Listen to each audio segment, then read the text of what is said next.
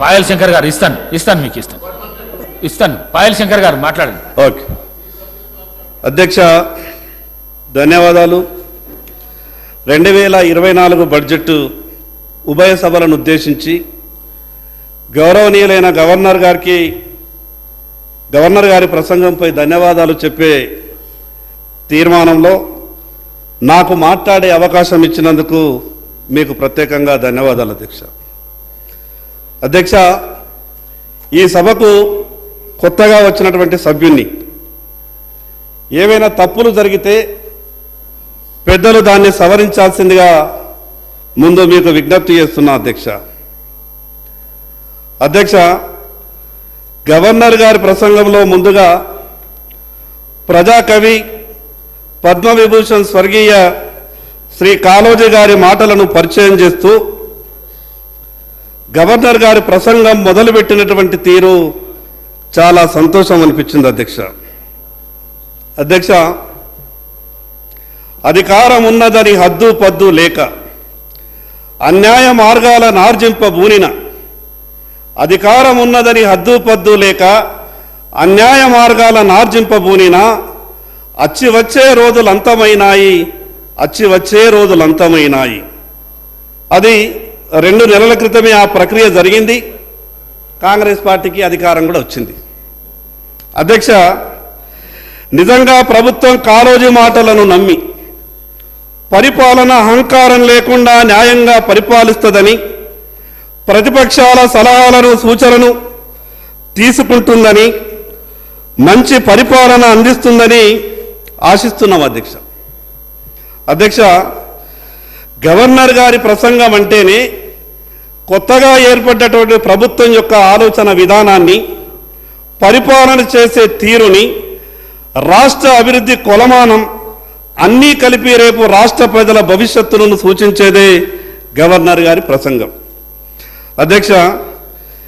ఎన్నికల సమయంలో కాంగ్రెస్ పార్టీ ఇచ్చిన హామీలన్నిటి మీద, వాగ్దానాలు అమలుపరిచే విధానం పైన గవర్నర్ ప్రసంగం ఉంటుందని మేమంతా భావించాం అధ్యక్ష. కానీ ఎక్కడా కూడా కాంగ్రెస్ పార్టీ ఇచ్చిన హామీలపై కేవలం కొన్ని మట్టుకే ప్రస్తావిస్తూ మిగతా హామీల గురించి ఎక్కడా మాట్లాడకుండా 6 గ్యారంటీలు తప్ప ఈ రాష్ట్రంలో ఏ విషయాలను కూడా మేము పట్టించుకోమనే విధంగా గవర్నర్ గారి ప్రసంగం కొనసాగింది అధ్యక్ష. కాంగ్రెస్ పార్టీ ప్రభుత్వం అధికారంలోకి వచ్చి దాదాపు 2 నెలలే అయింది. మేము తొందరపడి ప్రభుత్వాన్ని విమర్శించదలుచుకోలేదు. కానీ ప్రభుత్వంలో ఉన్నటువంటి పెద్దలు ఆ రోజు కాంగ్రెస్ పార్టీ నాయకులుగా మాట్లాడినటువంటి మాటలు, ఇచ్చినటువంటి హామీలన్నిటి కూడా ఒక్కసారి గుర్తు చేయదలుచుకున్నాం అధ్యక్ష. పార్టీలు లేదా పార్టీల నాయకులు ప్రజలకు హామీలు ఇచ్చినప్పుడు అమలు చేస్తారన్న ఒక ఆశతోనే, మా జీవితాలు బాగుపడతాయన్న ఒక ఆలోచనతోనే పార్టీలకు ఓట్లేసి పార్టీని ప్రభుత్వంగా మార్చి ప్రభుత్వం ఏర్పాటు చేసే అవకాశం పార్టీలకు ఇస్తారు అధ్యక్ష. గవర్నర్ గారి ప్రసంగంలో 3వ పేజీ 5వ పారాగ్రాఫ్లో ఒక గొప్ప విషయం మాట్లాడించారు అధ్యక్ష. చాలా సంతోషం. అదేమంటే, తెలంగాణ ఏర్పాటులో కీలక పాత్ర పోషించిన వారందరికీ నా ప్రభుత్వం తరపున నా ప్రభుత్వం కృతజ్ఞతలు తెలియజేస్తున్నదని, ప్రత్యేకించి అప్పటి యూపీఏ ప్రభుత్వ గౌరవ ప్రధానమంత్రి మన్మోహన్ సింగ్ గారికి, యూపీఏ చైర్పర్సన్ సోనియా గాంధీ గారికి నా ప్రభుత్వం రుణపడి ఉందని ప్రత్యేకంగా ప్రస్తావించారు అధ్యక్ష. చాలా సంతోషం అధ్యక్ష. సహాయం చేసిన వాళ్ళ గురించి తప్పకుండా గుర్తు చేసుకోవాలి. కానీ అధ్యక్ష, అంతమంది బలిదానాల తర్వాతనైనా వాళ్ళ మనసు కరిగి రాష్ట్రం ఇచ్చినందుకు సంతోషం అధ్యక్ష. తెలంగాణ ఏర్పాటులో కీలక పాత్ర పోషించిన వాళ్ళందరికీ కృతజ్ఞతలు అని అన్నప్పుడు, ప్రభుత్వం తరపున కృతజ్ఞత చెప్పదలిచినప్పుడు ఒక్కసారి ప్రభుత్వంలో ఉన్నటువంటి పెద్దలంతా కూడా గుండె మీద చెయ్యి వేసుకొని ఒకసారి ఆలోచించాలి. ఆ రోజు భారతీయ జనతా పార్టీ పాత్ర గురించి కానీ, తెలంగాణ ప్రజలంతా తెలంగాణ చిన్నమ్మగా భావించే స్వర్గీయ సుష్మా స్వరాజ్ గారి గురించి కానీ ఒక్క మాట కూడా మాట్లాడకపోవడం ప్రభుత్వ కుంచిత మనస్తత్వానికి ఇది నిదర్శనం కాదా అధ్యక్ష? ప్రభుత్వం ఒక్కసారి ఆలోచించుకోవాల్సిన అవసరం ఉంది. అధ్యక్ష, రాజకీయ పార్టీల హామీల విషయంలో మార్పు రావాల్సినటువంటి అవసరం ఉంది. అధ్యక్ష, నేనేదో వేరే ఇతర పార్టీలను విమర్శించాలన్న కేవలం ఆలోచనతోనే ఈ మాటలు మాట్లాడతలేను. అధ్యక్ష, ఎందుకు ఈ విషయం అంటున్నానంటే, ఈరోజు కొన్ని పార్టీలు ఎన్నికల సమయంలో అమలుకు సాధ్యం కానటువంటి హామీలు ఇస్తున్నాయి. అధికారంలోకి వచ్చిన తర్వాత రాష్ట్ర ఆర్థిక పరిస్థితి సహకరిస్తలేదని మాట్లాడినటువంటి మాటలు తప్పించుకునే ప్రయత్నం చేస్తున్నారు. అధ్యక్ష, దానికి ఉదాహరణ గత ప్రభుత్వం ప్రకటించినటువంటి అనేక హామీలుగానే మిగిలి ఉన్నాయి. అధ్యక్ష, ఈరోజు కాంగ్రెస్ పార్టీ అధికారంలోకి వచ్చింది అంటే కాంగ్రెస్ పార్టీ మీద ప్రేమతో అధికారంలోకి రాలేదు అధ్యక్ష. గత ప్రభుత్వం మీద ఉన్నటువంటి వ్యతిరేకత, గత ప్రభుత్వంలో ఉన్నటువంటి పెద్దలు వ్యవహరించినటువంటి అహంభావిత వ్యవహారం, దీనంతటినీ గమనించినటువంటి ప్రజలు కాంగ్రెస్ పార్టీకి అవకాశం ఇచ్చిండ్రు అధ్యక్ష. కానీ అధ్యక్ష, కాంగ్రెస్ పార్టీకి అధికారం ఇచ్చిన తర్వాత అధికారం ఇవ్వకన్నా ముందు మాట్లాడినటువంటి మాటలకు అధికారంలోకి వచ్చిన తర్వాత వాళ్ళు మాట్లాడుతున్నటువంటి మాటలకు ఎక్కడా కూడా పొంతన లేకుండా పోతా ఉన్నది అధ్యక్ష. అధ్యక్ష, అన్నిటికైనా ముఖ్య విషయం రాష్ట్ర ప్రజల ఆరోగ్యం. కొత్తగా ఏర్పడ్డ ప్రభుత్వం ఆరోగ్యశ్రీ పథకాన్ని పేదలకు మంచి వైద్యం అందించాలని 5 లక్షల నుండి 10 లక్షల వరకు ఉచితంగా అన్ని ఆసుపత్రుల్లో అందిస్తామని గొప్పగా చెప్పారు అధ్యక్ష. కానీ ఇప్పటికీ రోగులు ఆరోగ్యశ్రీ పథకంలో అన్ని చికిత్సలు సంబంధిత ఆసుపత్రి యాజమాన్యాలు చేస్తలేవని, ఇప్పటికీ ఎమ్మెల్యేల చుట్టూ ఎల్ఓసీల కొరకని, మరి అదేవిధంగా సీఎంఆర్ఎఫ్ కొరకని ఈరోజు ఎమ్మెల్యేలు ఇచ్చినటువంటి 1000 దరఖాస్తులు ఈరోజు ముఖ్యమంత్రి కార్యాలయంలో పెండింగ్లో ఉన్నదనంటే నిజంగా 10 లక్షల రూపాయల ఆరోగ్యశ్రీ పథకం ఈ రాష్ట్రంలో సరైన రీతిలో అమలైతే ఈరోజు దాదాపు 60-70 వేల దరఖాస్తులు ఆరోగ్యశ్రీ దరఖాస్తులు అది ఎల్ఓసి కావచ్చు, అదేవిధంగా సీఎంఆర్ఎఫ్ కావచ్చు, ఎందుకు పెండింగ్లో ఉన్నాయో ఈ ప్రభుత్వం సమాధానం చెప్పాలని మీ ద్వారా విజ్ఞప్తి చేస్తాను అధ్యక్ష. అధ్యక్ష, నా వెనుకబడ్డటువంటి ఆదిలాబాద్ జిల్లాలో పేద ప్రజల ఆరోగ్యం కాపాడడానికి నరేంద్ర మోడీ గారు తెలంగాణ రాష్ట్రంలో 2 సూపర్ స్పెషాలిటీ ఆసుపత్రులు 2014లో మంజూరు చేసిండ్రు. ప్రధానమంత్రి స్వస్థ సురక్ష యోజన పథకంలో 150 కోట్ల రూపాయలతో మంజూరైనటువంటి ఆ సూపర్ స్పెషాలిటీ ఆసుపత్రి 2017లో ప్రారంభం కావాలా. కానీ ఆ రోజు ఉన్నటువంటి ప్రభుత్వం నిధులు సరియైన రీతిలో విడుదల చేయని కారణంగా 2022లో ఆనాటి ఆరోగ్య శాఖ మంత్రి హరీష్ రావు గారు ఆ సూపర్ స్పెషాలిటీ ఆసుపత్రిని ప్రారంభం చేసిండ్రు. నేను ఆ రోజు హరీష్ రావు గారిని పత్రికాముఖంగా మేము అడిగినాం, డాక్టర్లు లేనటువంటి దవాఖానాని ప్రారంభోత్సవం చేసి మీరు మా ఆదిలాబాదును ఏం చేయదలుచుకున్నారు అని మేము హరీష్ రావు గారిని పత్రికాముఖంగా అడగదలిస్తే ఆ రోజు మా ఇంటి ముందర పోలీసుల జీబులు పెట్టి మమ్మల్ని హౌస్ అరెస్ట్ చేసి 90% డాక్టర్లు లేనటువంటి ఆ సూపర్ స్పెషాలిటీ ఆసుపత్రిని ప్రారంభం చేసి వచ్చిండ్రు. ఇప్పటి వరకు కూడా 90% మంది డాక్టర్లు లేక సూపర్ స్పెషాలిటీ ఆసుపత్రి ఆదిలాబాద్ రోగులకు ఒక శాపంగా మారింది. ఏ చిన్న నొప్పి వచ్చినా, ఏ చిన్న రోగం వచ్చినా ప్రతిదానికి మేమంతా కూడా హైదరాబాద్ వచ్చేటటువంటి పరిస్థితి ఉంది. ఇటువంటి విషయాల మీద గవర్నర్ ప్రసంగంలో పొందుపరుస్తారని అనుకున్నాం అధ్యక్ష. అధ్యక్ష, సూపర్ స్పెషాలిటీ ఆసుపత్రి చిన్న కాగితం రాసిన అధ్యక్ష, మేము కేంద్ర ప్రభుత్వం ఇచ్చినటువంటి ఇంత గొప్ప ఆసుపత్రి, గతంలో ఉన్నటువంటి ప్రభుత్వ బాధ్యత, ఈ ప్రభుత్వం డాక్టర్లను నియమిస్తలేదు, మీరేమైనా చర్యలు తీసుకోండి అని మేము గౌరవ ప్రధానమంత్రి గారికి ఉత్తరం రాస్తే కేంద్ర కేబినెట్లో ఈ ఆదిలాబాద్ సూపర్ స్పెషాలిటీ ఆసుపత్రి గురించి చర్చ జరిగింది అధ్యక్ష. అంటే కేంద్ర ప్రభుత్వము నరేంద్ర మోడీ గారు ఒక జిల్లాకి ఇచ్చినటువంటి ఆసుపత్రి సమస్య మీద కూడా ఢిల్లీలో కేంద్ర కేబినెట్లో జరిగేటటువంటి చర్చలో ఈ అంశం ప్రస్తావనకు వచ్చిందనంటే ఈ రాష్ట్రం పట్ల కేంద్ర ప్రభుత్వానికి భారతీయ జనతా పార్టీకి ఏ రకమైనటువంటి ప్రేమ ఉన్నదో ఒక్కసారి మీరు అర్థం చేసుకోవాలి అధ్యక్ష గత ప్రభుత్వ తీరు కాకుండా అభివృద్ధిని అన్ని జిల్లాలకు విస్తరించే విధంగా ప్రయత్నం చేస్తామని చెప్పిండ్రు. చాలా సంతోషం అధ్యక్ష. ప్రభుత్వం ఆ రకంగా పరిపాలన కొనసాగిస్తుందని మేము ఆశిస్తున్నాం అధ్యక్ష. 2014 నుండి 2023 వరకు ఈ దేశంలో కొన్ని వందల ఎయిర్పోర్ట్లు నిర్మాణమైనవి.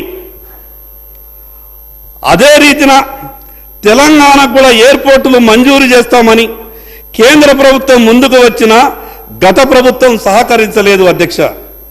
దానికి ఉదాహరణ ఆదిలాబాద్లో రక్షణ శాఖ ఆధ్వర్యంలో ఉన్నటువంటి ఎయిర్ ఫోర్స్ స్టేషన్ను నిర్మిస్తామని, తద్వారా దానిలోనే సివిల్ ఏవియేషన్కు అనుమతులు ఇస్తామని తెలంగాణ రాష్ట్ర ప్రభుత్వం ఎన్ఓసి ఇవ్వండి అని 2014లో కేంద్రం తెలంగాణకు 4 ఉత్తరాలు రాస్తే ప్రతిపాదనలు సర్వే పూర్తి చేసి భూసేకరణకు రాష్ట్ర ప్రభుత్వంకు ₹1 భారం లేకుండా ఆ భూసేకరణకు కావలసిన డబ్బంతా కూడా కేంద్ర ప్రభుత్వమే భరిస్తుందని 2014 నుంచి 2023 వరకు అనేక సందర్భాల్లో కేంద్ర ప్రభుత్వం ఉత్తరం రాసినా ఈ రాష్ట్ర ప్రభుత్వం ఇప్పటి వరకు కూడా గతంలో ఉన్నటువంటి ప్రభుత్వం అంటే గతంలో ఉన్నటువంటి ప్రభుత్వం మీద కూడా కొంత చర్చ జరగాల. 2014లో ఎన్ఓసి కొరకు ముఖ్యమంత్రి కార్యాలయానికి ఒక లెటర్ వెళ్తే 2023 వరకు ముఖ్యమంత్రి కార్యాలయంలో ఉత్తరం పెండింగ్లో ఉండేటటువంటి పరిస్థితి వచ్చిందంటే ఎంత గొప్పగా గతంలో పాలించినటువంటి పాలకులు ఈ రాష్ట్రం పట్ల ఏ రకమైనటువంటి చిత్తశుద్ధితో రాష్ట్రాన్ని పరిపాలించిండ్రో అర్థం చేసుకోవచ్చు అధ్యక్ష. మేము అనుకున్నాం గత ప్రభుత్వమే నిర్లక్ష్యం వహించింది, మా అటువంటి ఆదిలాబాద్ జిల్లాని వెనకబడినటువంటి జిల్లాల గురించి పట్టించుకోలేదు. కానీ కొత్తగా వచ్చినటువంటి కాంగ్రెస్ ప్రభుత్వం ఈ విషయాల మీద స్పష్టంగా గవర్నర్ గారి ప్రసంగంలో ఈ విషయాలన్నీ కూడా చేరుస్తారని అనుకున్నాం. కానీ చేర్చలేదు అధ్యక్ష. మీ ద్వారా గౌరవ ముఖ్యమంత్రి గారికి చెప్పదలుచుకున్నాం, వారి ప్రసంగంలోనైనా సరే ఈ విషయాల మీద క్లుప్తంగా చెప్పాలని భారతీయ జనతా పార్టీ తరఫున చెప్పదలుచుకున్నాం అధ్యక్ష. కొత్తగా ఏర్పడినటువంటి ప్రభుత్వం కొన్ని ఇబ్బందులు ఉంటాయి, మేము కాదను. కానీ వాస్తవాలు మాట్లాడుకోవాల్సినటువంటి అవసరం ఉంది. అసలు రాష్ట్ర ఆర్థిక పరిస్థితి గురించి రాష్ట్ర ప్రజలకు గవర్నర్ గారి చేత కొన్ని వాస్తవాలు చెప్పిస్తే బాగుంటుండే అధ్యక్ష. ఈ విషయంపై ప్రభుత్వం ఎప్పుడో ఒకప్పుడు చెప్పాల్సిందే. ఎన్ని రోజులు దాయగలుగుతారు అధ్యక్ష? గతంలో చేసినటువంటి ప్రభుత్వ పాపాలు కావచ్చు, మీకున్నటువంటి ఇబ్బందులు కావచ్చు, ఈ అసెంబ్లీ వేదికగా రాష్ట్ర ప్రజలకు పూర్తిగా సమాచారం ఇవ్వాల్సిందే. ఈ రోజు ఉన్నటువంటి రాష్ట్ర ఆర్థిక పరిస్థితి, గతంలో ఎప్పుడు కూడా రాష్ట్ర ఆర్థిక పరిస్థితి గురించి గ్రామాలలో చర్చ జరగకపోతుండే.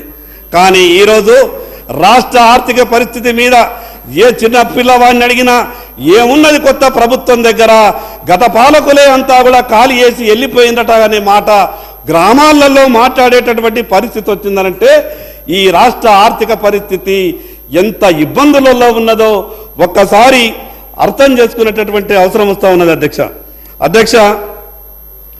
పార్టీ నాయకులుగా ప్రజలకు హామీలు ఇచ్చి అధికారంలోకి వచ్చిండ్రు. సరే, ఎన్నికల సమయం కదా, రకరకాల మాటలు మాట్లాడింది అనుకుందాం. కానీ ప్రభుత్వంలోకి వచ్చిన తర్వాత వాస్తవాలు ప్రజలకు చెప్పాల్సిన అవసరం ఉన్నది అధ్యక్ష. గొప్పలకు పోయి కేవలం అప్పుల మీదనే ఆధారపడి మేము రాష్ట్రాన్ని నడిపిస్తామనంటే అప్పులతో నడిచినటువంటి రాష్ట్రాలు కానీ అప్పులతో నడిచినటువంటి దేశాలు కానీ అవి ఎప్పుడు కూడా బాగుపడ్డటువంటి పరిస్థితి లేదు అధ్యక్ష. కొంత ముఖ్యమంత్రి గారిని చూస్తే ముఖ్యమంత్రి గారు చాలా ఉత్సాహంగా ఉన్నారు. సభానాయకులు గౌరవ ముఖ్యమంత్రి గారికి కొంచెం పట్టుదల ఎక్కువై, ఎందుకంటే వ్యక్తిగతంగా నాకు దాదాపు 15 సంవత్సరాల నుండి ముఖ్యమంత్రి గారు నాకు పరిచయం. ఆయన ఏదైనా విషయం మీద పట్టుబడితే కానీ, ఏ విషయం మీదైనా కానీ కొంత ఆలోచించే అవసరం అనుకుంటే కానీ కొంత మొండితనం ఉన్నటువంటి మాట వాస్తవం. కానీ ముఖ్యమంత్రి గారికి ఏదైతే చురుకైనటువంటి ఒక మొండితనం ఉన్నదో, కానీ రాష్ట్ర ఆర్థిక పరిస్థితి ఆ రకంగా లేదు అధ్యక్ష. కానీ రాష్ట్ర ఆర్థిక పరిస్థితి ఆ రకంగా ఉన్నటువంటి పరిస్థితులలో తెలంగాణ రాష్ట్రానికి ఇచ్చినటువంటి కాంగ్రెస్ పార్టీ హామీలు ఏ రకంగా అమలు చేయగలుగుతారో గవర్నర్ గారి నోటి ద్వారా స్పష్టంగా చెప్పితే బాగుంటుండే అధ్యక్ష. రాష్ట్ర ఆర్థిక పరిస్థితి ఈ రకంగా ఉంటే ఎంత ఘోరంగా ఉన్నదనంటే, తెలంగాణ రాష్ట్ర ఆర్థిక పరిస్థితి ప్రతి నెల 1వ తారీఖున ప్రభుత్వ ఉద్యోగులకు జీతాలు ఇవ్వలేనటువంటి పరిస్థితి కొత్తగా వచ్చినటువంటి ప్రభుత్వం వల్ల ఏర్పడింది కాదు.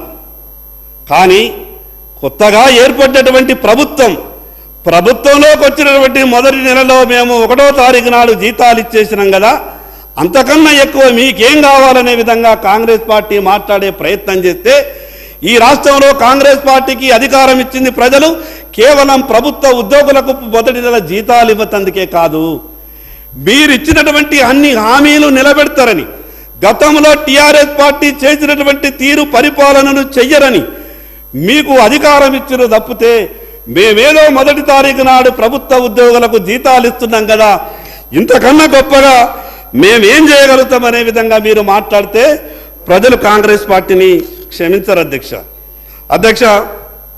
ప్రభుత్వంలో ఉన్నటువంటి పెద్దలు మాట్లాడినట్టుగానే గవర్నర్ గారి ప్రసంగంలో 6 గ్యారంటీల గురించి చెప్పడం జరిగింది.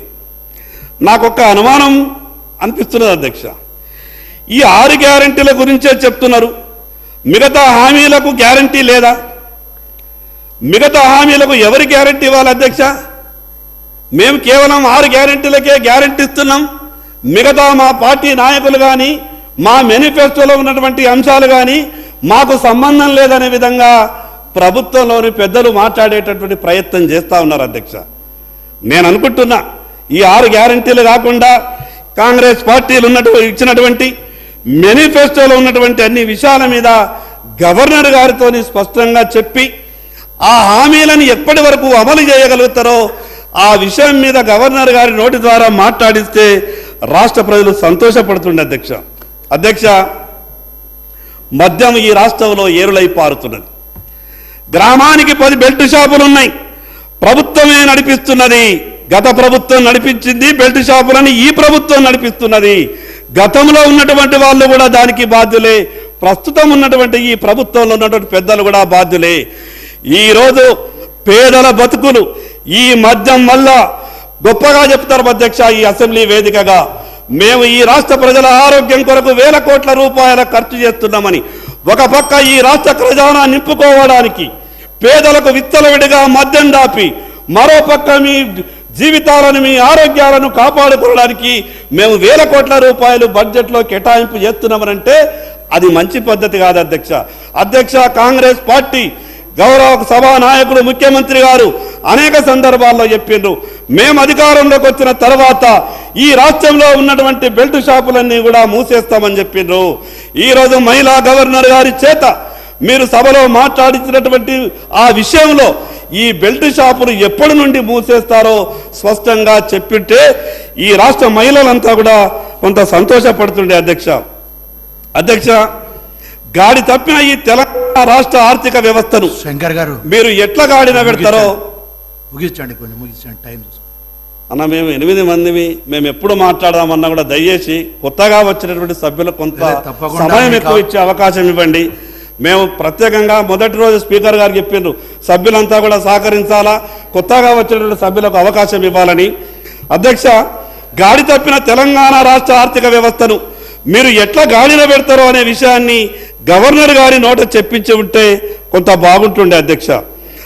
ఎంత ఘోరం అంటే ఇప్పటి వరకు ఈ తెలంగాణ రాష్ట్రం ఎంత అప్పుందో గత ప్రభుత్వంలోని పెద్దలు రాష్ట్ర ప్రజలకు స్పష్టంగా చెప్పలేదు. కొత్తగా వచ్చినటువంటి ప్రభుత్వం కూడా రాష్ట్ర ప్రజలకు ఈ ఎంత అప్పు ఉందో ఇప్పటి వరకు చెప్పేటటువంటి పరిస్థితి లేదు. ఈ అప్పుల విషయంలో కూడా గవర్నర్ గారి ప్రసంగంలో స్పష్టంగా పొందుపరిస్తే బాగుంటుండే అధ్యక్ష. ఇది చాలా ముఖ్యమైన విషయం. రైతులకు పంటల బీమా పథకం అనేక సందర్భాల్లో గౌరవ ముఖ్యమంత్రి గారు మాట్లాడింది. రైతులకు పంటల బీమా రావాల్సిందే, అతివృష్టి వల్ల అనావృష్టి వల్ల రైతులకు పంటలు చెడిపోతే మరి రైతులు చాలా ఇబ్బందులలో ఉంటున్నారు కాబట్టి మరణించిన తర్వాత ఇచ్చే రైతు బీమా కన్నా బతికున్నప్పుడు ఇచ్చేటటువంటి పంటల బీమా పథకాన్ని రాష్ట్రంలో ప్రవేశపెట్టాలని ముఖ్యమంత్రి గారు అనేక సందర్భాల్లో గతంలో మాట్లాడినారు. మరి ఈరోజు కాంగ్రెస్ ప్రభుత్వం ఏర్పడ్డది. ప్రధానమంత్రి గారు గొప్ప ఆలోచనతోని, నరేంద్ర మోడీ గారు ఈ దేశ ప్రజలను ఆదుకోవాలన్న ఒక ఆలోచనతోని ప్రధానమంత్రి ఫసల్ బీమా యోజనని దేశంలో ప్రవేశపెట్టింది. అధ్యక్ష గతంలో ఉన్నటువంటి ప్రభుత్వం 2018, 19, 2019, 20 ఆ రోజు రాష్ట్ర ప్రభుత్వం ప్రధానమంత్రి ఫసల్ బీమా యోజన పథకంలో భాగస్వామ్యం అయింది. దాంట్లో 3 ప్రీమియంలు ఉంటాయి అధ్యక్ష. ఒక వాటా రాష్ట్ర ప్రభుత్వం కట్టాలా, ఒక వాటా కేంద్ర ప్రభుత్వం కట్టాలా, ఇంకో వాటా రైతు కట్టాలా. రైతు తన వాటా కట్టిండు, కేంద్ర ప్రభుత్వం తన వాటా కట్టింది. కానీ గతంలో ఉన్నటువంటి రాష్ట్ర ప్రభుత్వం తన వాటా కట్టని కారణంగా నష్టపోయినటువంటి రైతులు దాదాపు ధర్నాలు, రాస్తారోకోలు, చివరిగా నేను హైకోర్టులో రైతులందరి తరపున కేసు వేసిన తర్వాత ఫసల్ బీమా పంట రైతులకు నష్టపరిహారం వచ్చింది. మీ ద్వారా నేను ఈ ప్రభుత్వానికి విజ్ఞప్తి చేస్తున్నాను అధ్యక్ష. ఈరోజు మరణించిన తర్వాత ఇచ్చేటటువంటి ఏదైతే రైతు బీమా ఉన్నదో అది ఉండాల్సిందే, సంతోషం. కానీ రైతు మరణించకుండా ఉండాలంటే ఈ రాష్ట్రంలో పంటల బీమా పథకం రావాల్సిందే అధ్యక్ష. ఆ విషయాన్ని ప్రభుత్వం గవర్నర్ గారి నోటి ద్వారా చెప్పిస్తే ఈ రాష్ట్ర రైతులంతా కూడా సంతోషపడుతుండే అధ్యక్ష. ఈ రాష్ట్రానికి ఇప్పటికే 40,000 కోట్ల రూపాయల పెట్టుబడులు వచ్చినట్టు ప్రభుత్వం స్పష్టం చేసింది. చాలా సంతోషం అధ్యక్ష. ప్రభుత్వం ఒక మాట చెప్పింది, అభివృద్ధి అంటే కేవలం హైదరాబాదే కాదు, మారుమూల జిల్లాలకు కూడా అవకాశం ఇస్తాం. మా వెనుకబడ్డటువంటి ఆదిలాబాద్ జిల్లా కావచ్చు, కొమరంభీం ఆసిఫాబాద్ జిల్లా కావచ్చు, నిర్మల్ కావచ్చు, మంచిర్యాల కావచ్చు, ఇటువంటి వెనుకబడ్డటువంటి జిల్లాలకు కూడా ఉపాధి అవకాశాలు రావాలి. కాబట్టి మేము పెట్టుబడులు ఏ వచ్చినా కూడా ఆ జిల్లాలకు కూడా మేము పెట్టించే ప్రయత్నం చేస్తామని చెప్పారు అధ్యక్ష. జిల్లాల విభజన జరిగిన తర్వాత మీకు కూడా తెలుసు, ఉమ్మడి జిల్లాల విభజన జరిగిన తర్వాత జిల్లాలలో ఒక గందరగోళమైనటువంటి పరిస్థితి ఏర్పడ్డది. ఉపాధి అవకాశాలు లేవు, ఉద్యోగ అవకాశాలు లేవు. పెట్టుబడులు పెట్టేటంతా వాళ్ళంతా కూడా హైదరాబాద్కే వస్తున్నారు, హైదరాబాద్కు ఆనుకుని ఉన్నటువంటి భూములే కావాలంటున్నారు. కానీ వెనకబడ్డటువంటి ఈ జిల్లాలకు పెట్టుబడులు ఏవి వస్తలేవు అధ్యక్ష. ఈ ప్రభుత్వం బాధ్యత అధ్యక్ష, వెనకబడ్డటువంటి జిల్లాలకు పెట్టుబడి పెట్టించే విధంగా, వెనకబడ్డటువంటి జిల్లాలో పెట్టుబడి పెట్టడానికి ఎవరైనా పారిశ్రామికవేత్తలు ముందుకొస్తే హైదరాబాద్లో ఇచ్చినటువంటి ఫెసిలిటీస్ కన్నా ఎక్కువ ఆ మారుమూల జిల్లాలో పెట్టుబడులు పెట్టేటటువంటి వాళ్ళకిస్తే కొంత మా దగ్గర ఉద్యోగ అవకాశాలు మెరుగుపడే అవకాశం ఉంటుంది. కాబట్టి ఆ రకమైనటువంటి ప్రస్తావన కూడా గవర్నర్ గారి ప్రసంగంలో చెప్తే బాగుంటుండే అధ్యక్ష. రాష్ట్ర కాంగ్రెస్ పార్టీ ఇచ్చినటువంటి ప్రధాన హామీ, ఈరోజు ప్రభుత్వం అధికారంలోకి రావడానికి కారణమైనటువంటి హామీ, అది 2 లక్షల రూపాయల రైతు రుణమాఫీ. ఆ రోజు గౌరవ ముఖ్యమంత్రి గారు 2 లక్షల రూపాయల రైతు రుణమాఫీని ఏకకాలంలో చేస్తామంటే మాకు కూడా ఎన్నికల సందర్భంలో ఎందరో మంది రైతులు మమ్మల్ని అడిగినారు. కాంగ్రెస్ పార్టీ గొప్ప హామీ ఇస్తున్నది, ఏకకాలంలో 2 లక్షల రూపాయల రైతు రుణమాఫీ చేస్తారట, మీ పార్టీ ఆలోచన ఏమంటే మేము ఆ రోజు స్పష్టంగా చెప్పినాం అధ్యక్ష. కేవలం ఎన్నికల సమయంలోనే కొన్ని రాజకీయాలు మోసం చేసే విధంగా మాట్లాడతాయి. కానీ భారతీయ జనతా పార్టీ అమలుకు సాధ్యం కానటువంటి హామీల గురించి మాట్లాడదని చెప్పినాం. కానీ కాంగ్రెస్ పార్టీ ఈరోజు అధికారంలోకి రావడానికి ప్రధాన కారణమైనటువంటి 2 లక్షల రూపాయల రుణమాఫీ విషయంలో ఎప్పటి వరకు చేస్తారో అనే విషయాన్ని చెప్పలేదు, ఎట్లా చేస్తారో అన్న విషయాన్ని చెప్పలేదు అధ్యక్ష. గత ప్రభుత్వం 1 లక్ష రూపాయల రుణమాఫీని 2018లో ఏకకాలం చేస్తామని గత ప్రభుత్వం ఈ రకంగానే రైతులకు మాటిచ్చి మోసం చేసి ఓట్లేసుకున్నది 2018లో. ఆ ప్రభుత్వం ఏం చేసింది తెలుసా అధ్యక్ష? 2018లో మాటిస్తే 2023లో 40% మంది రైతులకే మాఫీ జరిగింది. ఇంకా 60% మంది రైతులకు మాఫీ జరగలేదు. ఆ 1 లక్ష రూపాయలు కూడా 2018లో తీసుకున్న 1 లక్ష రూపాయలు 2023కు వచ్చే వరకు అది 2 లక్షలుగా మారింది. ఈ రోజు కూడా 2023లో రైతులు 2 లక్షల రూపాయల అప్పులు తీసుకొని ఉన్నారు. కొత్తగా వచ్చినటువంటి కాంగ్రెస్ ప్రభుత్వం మాఫీ చేస్తుందని ఇంకొక 2 నెలల తర్వాత వ్యవసాయ పనులు మొదలైతాయి అధ్యక్ష. మరి ఈ ప్రభుత్వం తరపున ఎక్కడ కూడా స్పష్టమైనటువంటి హామీ లేదు. మీరు కూడా గత ప్రభుత్వం తీరే 2018లో వాళ్ళు మాటిచ్చి 23లో అమలు చేసిర్రు.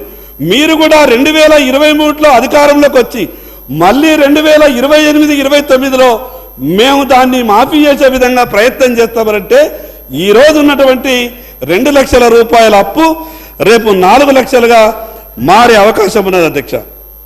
అధ్యక్ష, పదే టిఆర్ఎస్ పార్టీ, కాంగ్రెస్ పార్టీ 2 పార్టీలు ఏం మాట్లాడతాయనంటే Bharatiya Janata party friendly party అని కాంగ్రెస్ పార్టీ టిఆర్ఎస్కు చెప్తుంది. టిఆర్ఎస్ పార్టీ ఏమంటది? భారతీయ జనతా పార్టీ కాంగ్రెస్కు ఫ్రెండ్లీ పార్టీ అని చెప్తుంది. అధ్యక్ష, శ్రీనివాసరెడ్డి గారు మాట్లాడుతూ ఒక మాట అన్నారు, బీజేపీ అభ్యర్థులను ఏ పార్టీ ఓడించిందని. ఆ ఒక్క విషయమే తెలుసా అధ్యక్ష వాళ్లకు? ఈరోజు భారతీయ జనతా పార్టీ ఈ రాష్ట్రంలో 2 పార్టీలను ఓడగొట్టినటువంటి చరిత్ర ఉన్నది. ఈ 2 పార్టీలు కూడా మాకు సరి సమానమని, ఈ 2 పార్టీలు కూడా రాష్ట్ర ప్రయోజనాలు కాపాడడంలో వాళ్ళు ఫెయిల్యూర్ అవుతున్నారని ఈరోజు కాంగ్రెస్ పార్టీని ఓడగొట్టాం అధ్యక్ష కామారెడ్డిలో, టిఆర్ఎస్ పార్టీని ఓడగొట్టినాం అధ్యక్ష కామారెడ్డిలో. ఈరోజు 2 పార్టీలను మేము ఓడగొట్టినాం.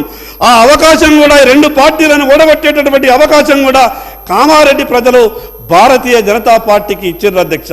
పదే ఎన్నికలు వచ్చినప్పుడల్లా ఈరోజు కాంగ్రెస్ పార్టీ బీజేపీకి, భారతీయ జనతా పార్టీకి, టిఆర్ఎస్కు సంబంధం ఉన్నదని, టిఆర్ఎస్ పార్టీ కాంగ్రెస్ పార్టీకి, భారతీయ జనతా పార్టీకి సంబంధం ఉన్నదని రాజకీయ ఆరోపణలు చేసి పబ్బం గడుపుకునే ప్రయత్నం చేయడం, ఇది మళ్ళా నిండు శాసనసభలో ఇది మంచి సాంప్రదాయం కాదని ఈ సందర్భంగా చెప్పదలుచుకున్నాం అధ్యక్ష. అధ్యక్ష, కాంగ్రెస్ పార్టీ మేనిఫెస్టో గురించి చెప్పాలంటే బాగా పెద్దగా ఉంది అధ్యక్ష. మరి మాకు మీరు ఇచ్చినటువంటి సమయం కూడా సరిపోదు. నేను ఎక్కువ చెప్పొద్దు అనిపిస్తుంది, కానీ కొన్ని విషయాలన్నా సభ దృష్టికి తీసుకొస్తే ప్రభుత్వంలో ఉన్నటువంటి ప్రభుత్వ మనసు కూడా ఏమన్నా మారి తెలంగాణ ప్రజలకు ఏమన్నా మంచి జరుగుతుందన్న ఒక ఆలోచనతోనే మీ దృష్టికి తెచ్చే ప్రయత్నం చేస్తూ ఉన్నాం అధ్యక్ష.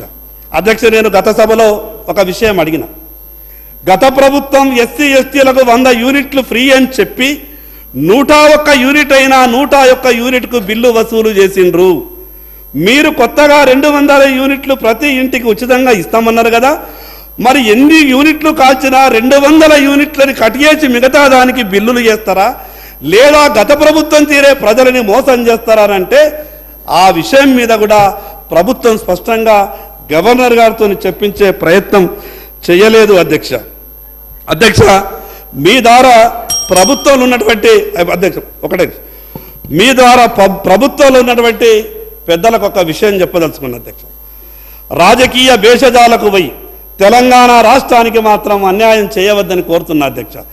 ఎందుకు ఈ విషయాన్ని నేను ప్రస్తావిస్తున్నానంటే, ఆ రోజు మాజీ ముఖ్యమంత్రి గారు, స్వయాన ప్రధానమంత్రి గారు తెలంగాణ రాష్ట్రానికి అభివృద్ధి కొరకు, శంకుస్థాపన కొరకు తెలంగాణ రాష్ట్రానికి వస్తే ఒక రాష్ట్ర ముఖ్యమంత్రిగా ఆ సభలలో, ఆ శంకుస్థాపనలో, ప్రారంభోత్సవాలలో పాల్గొనకుండా తెలంగాణ ప్రజలందరినీ కూడా అవమానపరిచే విధంగా ప్రయత్నం చేశారు అధ్యక్ష.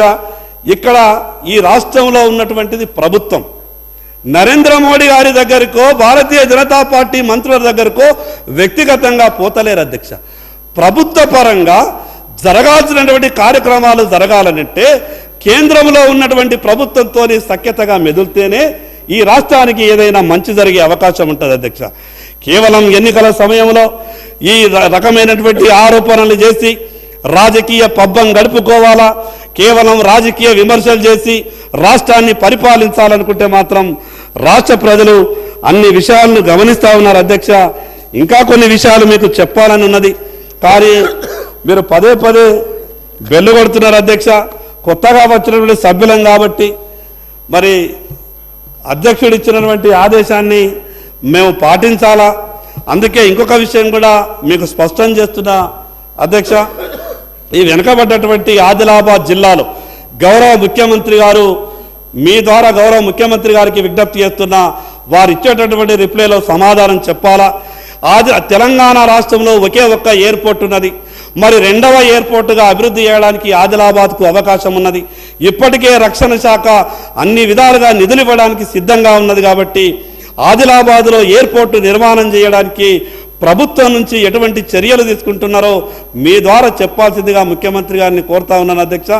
మరి అదేవిధంగా అధ్యక్ష, పరిశ్రమల పరంగా వెనకబడ్డటువంటి ఆదిలాబాద్ చాలా ఇబ్బందులలో ఉన్నది అధ్యక్ష.